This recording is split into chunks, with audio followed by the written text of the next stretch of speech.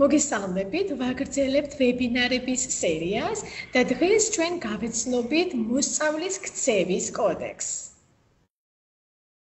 პირველ რიგში აღნიშნოთ, რომ სკოლა ვალდებულია ყველა მასწავლებელს, მოსწავლეს და მშობელს გააცნოს მოსწავლის ქცევის კოდექსი, რომელიც ვრცელდება სკოლის ყველა მოსწავლეზე. ამასთან სკოლის დირექცია, მასწავლებლები, სკოლაში დასაქმებული სხვა პირები და მშობლები ხელს უნდა უწყობდნენ მოსწავლეს ქცევის კოდექსის დაცვაში.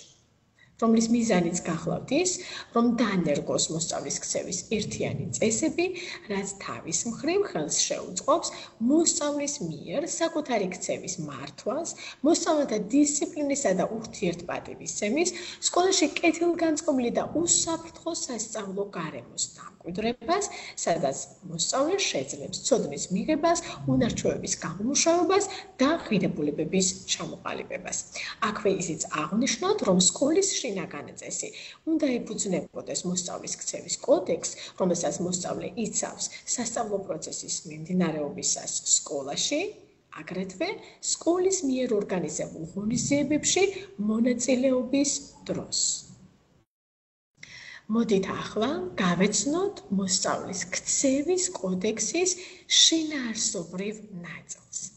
პირველ რიგში, როგორი უნდა იყოს მოსწავლის დამოკიდებულება მასწავლებელთან და სკოლაში დასაქმებულ სხვა პირებთან. მოსწავლე ყოველთვის თავაზიანი უნდა იყოს მასწავლებელთან და სკოლაში დასაქმებულ სხვა პირთან ურთიერთობაში. არ აყენებდეს მათ რაიმე სახის შეურაცხყოფას.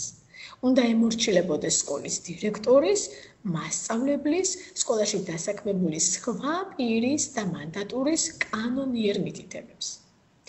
რაც შეეხება მოსწავლეებთან დამოკიდებულებას, ყოველთვის უნდა იყოს თავაზიანი სხვა მოსწავლეების მიმართ. თავს იკავებდეს მათთან ძალადობის მუქარისგან, ცილის მწამებლური ან დამცინავი განცხადებებისგან და არ აყენებდეს მათ რაიმე სახის შეურაცხყოფას. მოსწავლე სკოლაში ყოველთვის უნდა გამოცხადდეს ზოგად საგანმანათლებლო დაწესებულებისთვის შესაფერისი სამოსვით და აქსესუარებით. თუ რას გულისხმობს სიტყვა შესაფერისი, ამის განმარტება სკოლამ საჭიროებისამებრ უნდა მიაწოდოს მშობელს და მოსწავლეს. ამ მიმართულებით, როგორც წესი, განსაკუთრებით აქტიურ როლს ასრულებენ კლასის ხელმძღვანელები. როგორი უნდა იყოს მოსწავლის ქცევა სკოლის ტერიტორიაზე სასწავლო პროცესისა და სასკოლო ღონისძიებების დროს. მოსწავლე დროულად უნდა ცხადდებოდეს გაკვეთილზე ან სკოლის მიერ ორგანიზებულ სხვა საგანმანათლებლო ღონისძიებაზე.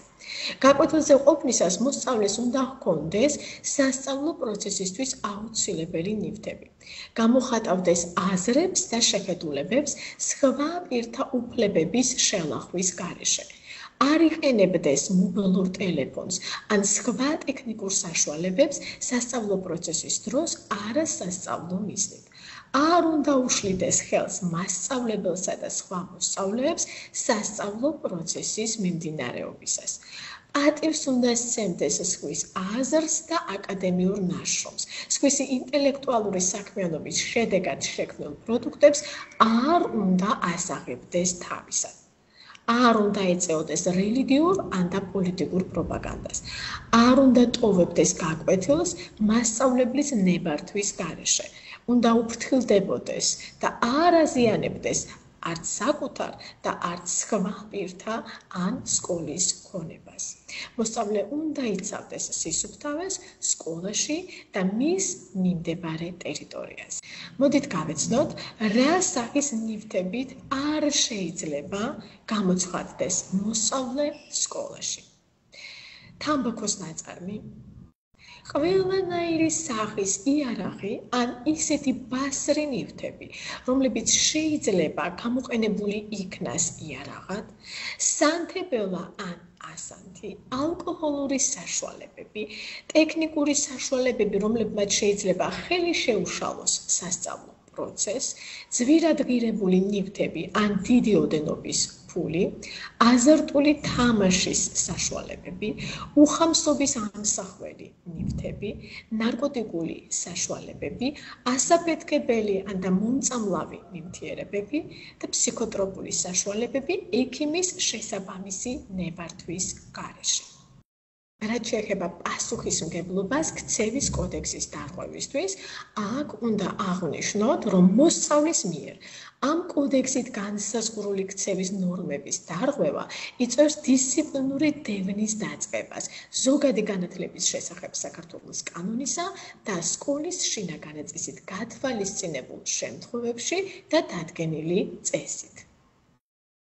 მაშ ასე, დღეს ჩვენ გავეცადეთ მოსწავლის ქცევის კოდექს, ჩვენი შემდეგი ვებინარის სასაუბრო თემა იქნება მასწავლებლის ეთიკის კოდექსი.